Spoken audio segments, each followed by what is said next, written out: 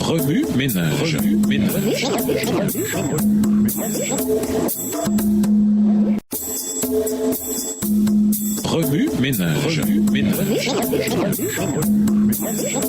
Bienvenue dans votre émission Remue-ménage. Nous sont de jeudi, s'impliquer, demeurer dans son amour. Au lieu de choisir de gracieux palmiers, le cèdre majestueux ou le chêne puissant pour se représenter lui-même, Jésus se servit du cep ouvrier grimpante. Le palmier, le cèdre et le chêne se dressent seuls et sans appui, tandis que le cep s'enroule autour de la treillis et grimpe ainsi vers le ciel. De même, le Christ dans son humanité se sentait dépendant de la puissance divine. « Je ne peux rien faire par moi-même », Jean 5, verset 30, avait-il déclaré. Extrait du livre Jésus-Christ, chapitre 73, page 615, livre écrit par Ellen G. White. L'union du serment avec le cep, dit-il, représente la relation que vous devez avoir avec moi. La greffe est implantée dans le cep et fibre par fibre, veine par veine, elle se développe en lui. La vie du cep devient la vie du sarment. Ainsi, l'âme morte par ses fautes et par ses péchés obtient la vie par sa relation avec le Christ. L'union est réalisée par la foi en lui en tant que sauveur personnel. Le pécheur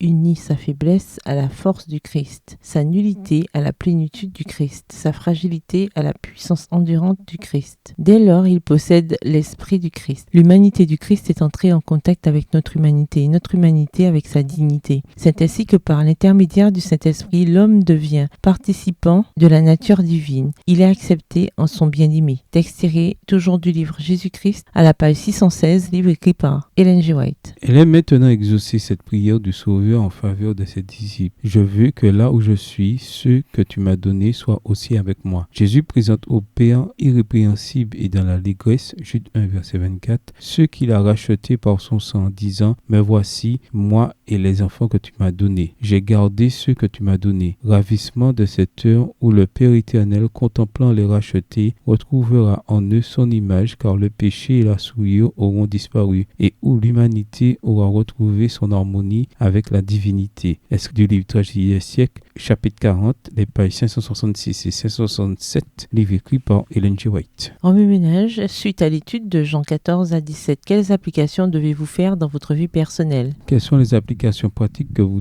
devez faire à votre école, dans votre famille, au travail et à l'église? Révisez vos versets à mémoriser. En quoi s'applique-t-il à votre vie cette semaine? Au revoir. Et à demain si Dieu veut. Remue ménage. Remue ménage.